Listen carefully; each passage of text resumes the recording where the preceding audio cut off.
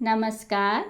आइए सुनते हैं यशपाल जी की लिखी कहानी महाराजा का इलाज। मोहाना की रियासत का बहुत नाम था। रियासत की प्रतिष्ठा के अनुरूप ही महाराजा साहब मोहाना की बीमारी की भी प्रसिद्धि हो गई थी। लखनऊ के गवर्नमेंट हाउस तक में महाराजा की बीमारी की चर्चा थी। युद्ध काल में गवर्नर के यहाँ से युद्ध कोष में चंदा देने के लिए पत्र आया था, तो महाराजा की ओर से 25,000 रुपये का चेक दिया गया। गवर्नर के सेक्रेटरी ने भेंट की गई धनराशि के लिए धन्यवाद देकर महाराज की बीमारी के लिए चिंता और सहानुभूति भी प्रकट की थी। वह पत्र कांच लगे चौखट में मढ़वा कर महाराज के ड्राइंग रूम में लगा दिया गया। ऐसा ही एक पोस्ट कार्ड महात्मा गांधी के हस्ताक्षरों में और एक और पत्र महामना मदन मोहन मालवीय का भी विशेष अतिथियों को दिखाया जाता था। लोग बाग की तरह उन्हें कोई साधारण बीमारी नहीं थी। देश और विदेश से आए हुए बड़े से बड़े डॉक्टर भी बीमारी का निदान और उपचार करने में मुंह की खा गए थे। चिकित्सा शास्त्र के इतिहास में ऐसा रोग अब तक देखा सुना नहीं गया। ऐसे राज रोग को कोई साधारण आदमी झेल भी कैसे सकता था। महाराज गर्मियों में अपनी मसूरी की कोठी में जाकर रहते थे। सितंबर के महीने में महाराज के पहाड़ से नीचे अपनी रियासत में या लखनऊ की कोठी में लौटने से पहले मसूरी में डॉक्टरों के मेले की धूम मच जाती। बात फैल जाती कि महाराज को देखने के लिए देश भर के बड़े बड़े डॉक्टर आ रहे हैं। सब डॉक्टर बारी बारी से महाराज की परीक्षा कर चुकते, तो महाराज की बीमारी के निदान का निश्चय करने के लिए डॉक्टरों का एक सम्मेलन होता और फिर डॉक्टरों की सम्मिलित राय से महाराज की बीमारी पर एक बुलेटिन प्रकाशित किया जाता। सब डॉक्टर अपनी अपनी फीस, आने जाने का किराया और आतिथ्य पाकर लौट जाते, परंतु महाराज के स्वास्थ्य में कोई सुधार न होता। न उनके हृदय और सिर की पीड़ा में अंतर आता और न उनके जुड़ गए घुटनों में किसी प्रकार की गति आ पाती। 9 वर्ष से यह इसी प्रकार चला आ रहा था। उस वर्ष बम्बई मेडिकल कॉलेज के प्रिंसिपल डॉक्टर कोराल के सुझाव पर डॉक्टर संगटिया मसूरी पहुंचे थे।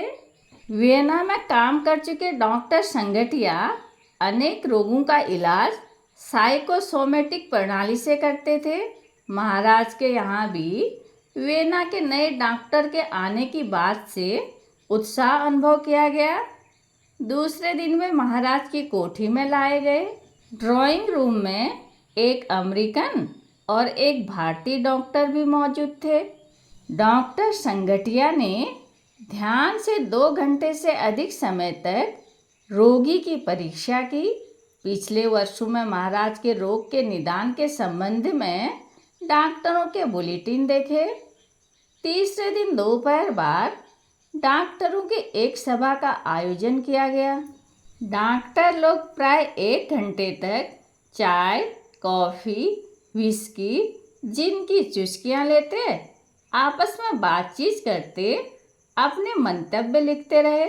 4:30 बजे महाराज साहब को एक पहिए लगी आराम कुर्सी पर हॉल में लाया गया। महाराज के चेहरे पर रोगी की उदासी और दयनीय चिंता नहीं, असाधारण दुर्बोध रोग के बोझ को उठाने का गर्व और गंभीरता छाई हुई थी। 2 डॉक्टरों ने महाराज को उपचार के लिए न्यूयॉर्क जाकर विद्युत चिकित्सा करवाने की राय दी। एक डॉक्टर का विचार था कि महाराज को 1 वर्ष तक चेकोस्लोवाकिया में कालो युवारी के चश्मे में स्नान करना चाहिए। सोवियत का भ्रमण करने आए एक डॉक्टर का सुझाव था कि महाराज को काले समुद्र के किनारे सोची में मातस्यस्ता स्रोत के जल से अपना इलाज करवाना चाहिए। महाराज गंभीरता से डॉक्टरों की राय सुन रहे थे। 27वें नंबर पर डॉक्टर संगटिया से अपना विचार प्रकट करने का अनुरोध किया गया। डॉक्टर संगटिया बोले, महाराज के शरीर की परीक्षा और रोग के इतिहास के आधार पर मेरा विचार है कि यह रोग साधारण शारीरिक उपचार द्वारा दूर होना संभव नहीं है। महाराज ने नए युवा डॉक्टर की विज्ञता के समर्थन में एक गहरा श्वास लिया। उनकी गर्दन जरा और ऊंची हो गई। महाराज ध्यान से नए डॉक्टर की बात सुनने लगे। डॉक्टर संगटिया बोले, मुझे इस प्रकार के एक रोगी का अनुभव है। कई वर्ष से बम्बई मेडिकल कॉलेज के एक मेहतर को ठीक इसी प्रकार घुटने जुड़ जाने और हृदय तथा सिर की पीड़ा का दुस्साध्य रोग है। चुप बदतमीज, सब डॉक्टरों ने सुना।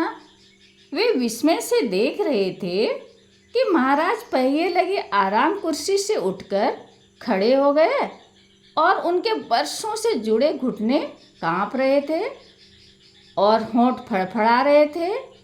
आंखें सुर्ख थी। निकाल दो बाहर बदजात को, हमको मेहतर से मिलाता है, डॉक्टर बना फिरता है। महाराज क्रोध से चीख रहे थे। महाराज सेवकों द्वारा हॉल से कुर्सी पर ले जाए जाने की परवाह न कर कांपते हुए पैरों से हॉल से बाहर चले गए। दूसरे डॉक्टर पहले तो विस्मित रह गए, फिर उन्हें अपने सम्मानित व्यवसाय के अपमान पर क्रोध आया और साथ ही उनके होंठों पर मुस्कान भी फिर गई। डॉक्टर संगटिया ने सबसे अधिक मुस्कुराकर कहा, खैर जो हो, बीमारी का इलाज तो हो गया। कहानी सुनने के लिए धन्यवाद।